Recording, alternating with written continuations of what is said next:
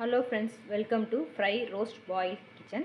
இன்றைக்கி நம்ம எஃப்ஆர்பி கிச்சனில் வாழைப்பூ வடை எப்படி செய்கிறதுன்னு பார்க்க போகிறோம். வாங்க அதுக்கு தேவையான பொருட்களை பார்க்கலாம்.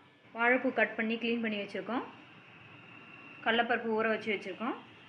அதில் சேர்த்து அரைக்கிறதுக்கு சோம்பு, உப்பு, பூண்டு, பச்சை மிளகாய் சேர்த்து அரைச்சிக்குவோம் மாவு.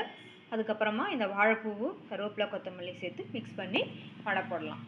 மிக்ஸி ஜாரில் இந்த கழுவி க்ளீன் பண்ணி வச்சுருக்க பருப்பை போட்டுக்கிறோம். குறைஞ்சது 2 மணி நேரம் ஊறணும். உங்களால் முடிஞ்சால் 3 மணி நேரம் ஊறினா இன்னும் நல்லா பருப்பு நல்லா மசியறதுக்கு ஈஸியாக இருக்கும். கழுவி வச்சுருக்கேன் பூண்டு, பச்சை மிளகாய், சோம்பு, கொஞ்சம் போல் உப்பு சேர்த்து இதை அரைச்சிக்குவோம். ஃபஸ்ட்டு இந்த மிக்சியில் அரைச்சியாச்சு. இதை பவுலில் மாற்றி நம்ம வாழைப்பூ, இந்த கருவேப்பிலை, கொத்தமல்லி எல்லாம் சேர்த்து பிசைஞ்சிக்கலாம்.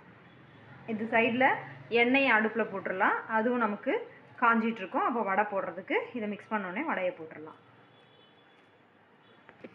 பொரிக்கிறதுக்கு தேவையான எண்ணெயை அடுப்பில் வச்சாச்சு. அது காஞ்சிட்டு இருக்கட்டும். அதுக்குள்ளே நம்ம பூவை போட்டு அந்த மாவை மிக்ஸ் பண்ணிக்கலாம். இந்தளவுக்கு கொஞ்சம் குறப்பாக இருக்கிற அளவுக்கு அரைச்சிக்கலாம். இப்போ இதில் இந்த க்ளீன் பண்ணி வச்சுருக்க கட் பண்ணி வச்சுருக்கோம் அந்த வாழைப்பூவை சேர்த்துக்கலாம். கட் பண்ணி வச்சுருக்க கருவேப்பிலையை சேர்த்துக்கிறோம்.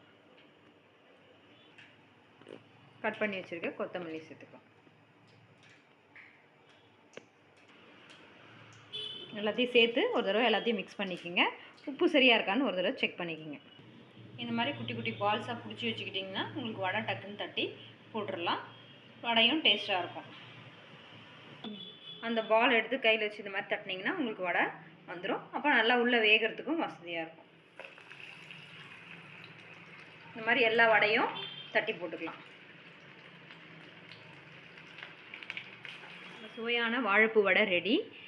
இதில் வாழைப்பூ க்ளீன் பண்ணுறது மட்டும்தான் கொஞ்சம் பெரிய வேலை. மற்றபடி இது ஈஸியான ஹெல்தி ஸ்நாக். நீங்களும் ட்ரை பண்ணி பாருங்கள். எப்படி இருக்குன்னு கமெண்ட்டில் சொல்லுங்கள். வீடியோ பிடிச்சிருந்தால் லைக் பண்ணுங்கள், ஷேர் பண்ணுங்கள். மறக்காமல் நம்ம சேனலை சப்ஸ்கிரைப் பண்ணுங்கள். கூடவே அந்த பெல் ஐக்கானையும் தட்டி விட்டுருங்க. தேங்க்யூ.